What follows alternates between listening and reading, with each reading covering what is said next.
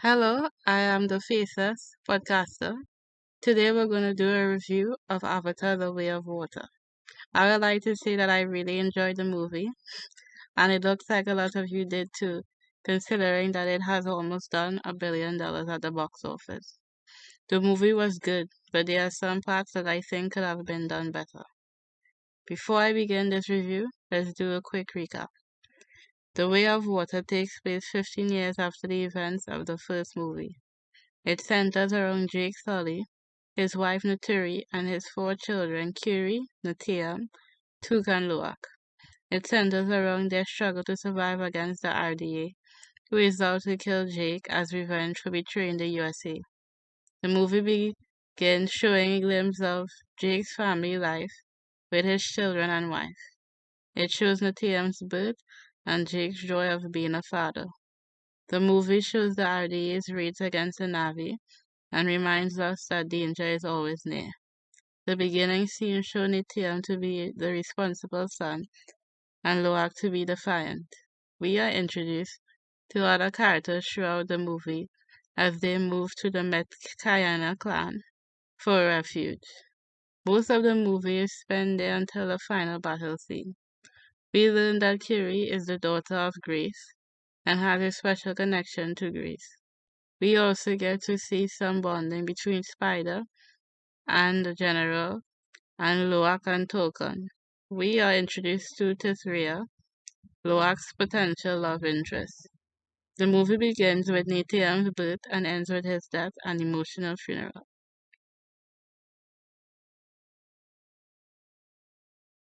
Let's discuss the things I liked and didn't like about this movie.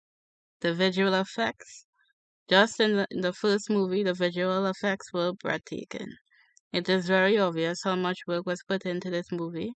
The water scenes looked great, and there were even some parts of the movie that looked really realistic, despite mostly being CGI. I love the design of the Metcaina clan. It was interesting how they chose to distinguish them from the other clans through their large torsos, fin-like hands, and large fish-like tails and facial features. These differences make me interested to see what the other clans look like in the future movies. Let's break down some of the characters and my likes and dislikes. Let's start with Natiam. I love Natiam's character. Not only did he display noble traits like his father, such as leadership, understanding, and loyalty, he had so much to offer the story. His death scene was very emotional, but it was not a surprise to me. It was foreshadowed earlier in the movie when Jake thought he was dead when he was searching for him on Loak. I was disappointed that they made the choice to kill Natiam off so quickly, especially when he had so little character development. I would have been interested to see more of him bonding with his father. I love their relationship with each other. The scene with Jake teaching him how to fish was so cute. I would have loved to see how Loak and Natiam's relationship changed as they grew into young men, and possibly how Natiam grew and changed as a person. They were definitely scenes that could have been cut to add more scenes and develop Natiam's character. Let's look at Curie. Curie, although a cute character, sometimes felt like she was not really needed in the movie. I felt like she took up way too much airtime just swimming around in the ocean, when they could have used some of that time developing other characters such as Natiam and even showing Jake's kids bonding with Ronald's kids. I also felt that Curie seemed and sounded older than she is supposed to be portrayed as. I think it has a lot to do with her actress playing her being 73 years old. It didn't seem believable in some scenes that she was 14. Took was another character, although cute, did not need to be there. She had minimal time on screen, and when she didn't add much to the story. I hope they develop her character later on in the series. Spider, I love Spider. There were some scenes where I felt that the acting wasn't as strong as the other performers, but I think the actor will only get better with time. I am interested in seeing what the sequels has in store for his character.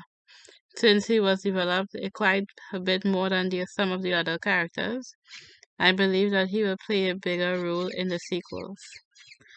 Loak's character is one of my favorite characters out of the rest of the kids. My teenage self could connect with every word he said to Tulkan about how lonely he felt.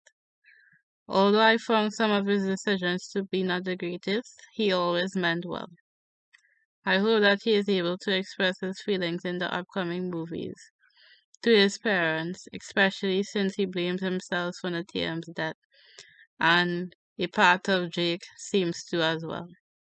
In the scene when Natiyam dies, you could see blood on Loak's palms, symbolizing that he is partly to blame for his brother's death.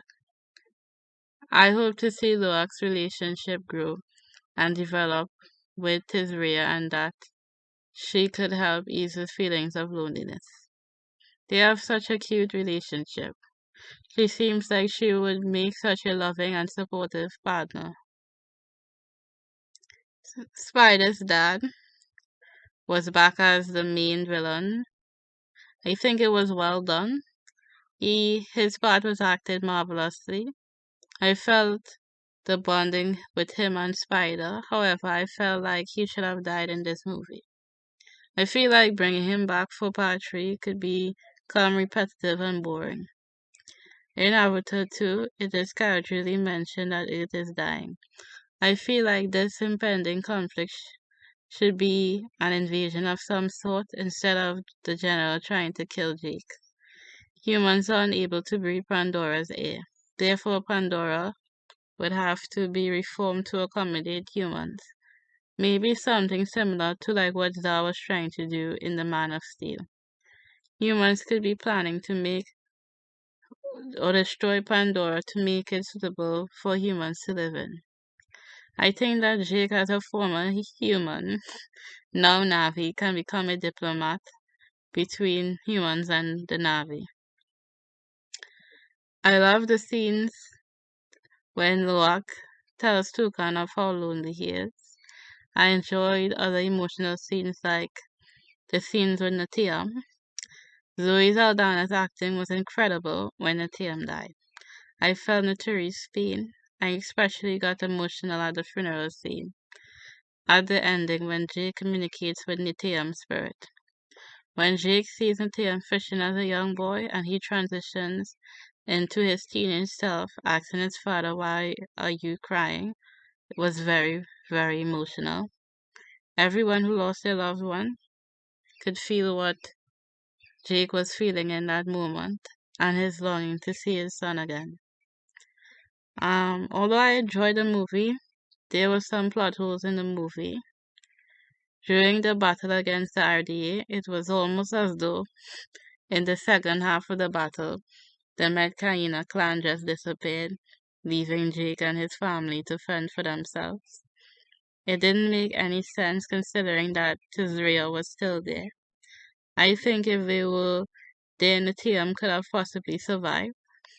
It was so bizarre that that scene left me cracked up in the cinema when I first watched it. I was like, where did the hell did they go? I also didn't quite understand why Natiyam went back for Spider without help and took the whole family with him. It was also mentioned in the series that there are creatures that could help give them breath. Why wasn't any of them used during the battle? They could have been used to sneak attack the ship and rescue the kids, and also to rescue Spider and the others. I would also like to know why Natiyam and Loak had accents, while Kiri and Tukturi and Spider didn't. I mean, didn't they grow up together? They should all have the same accents. Although it's a minor critique, it does show that there are some continuity issues in the movie. Also, why do they speak in slang and say bro, cuz, and dude? I mean, Jake doesn't even speak like that. I feel like the directors could have come up with the Navi version of these words so that it didn't sound so out of place. It was mentioned before that Navi develop faster than humans, meaning that they reach sexual maturity faster. If that is the case, shouldn't Nitya, since he is the oldest, at least have a mate or at least a love interest back at his old tribe? Have many predictions for Avatar 3 and beyond. Judging from the names of Avatar 3, which is rumored to be called the Sea Bearer, it seems like it may be about a pregnancy. The theory may have another child, or perhaps it is referring to Ronald's baby being born, or possibly Loak's and his story may have a baby depending on how big the time jump is. The name of the fort was rumored to have been called the Tulkun Rider. I think this one would possibly be about Loak. It may center around his role as a leader. The Tulkun Rider may be the Metkaina equivalent to the Turok Maktu. Perhaps he may become a leader of the Metkaina clan.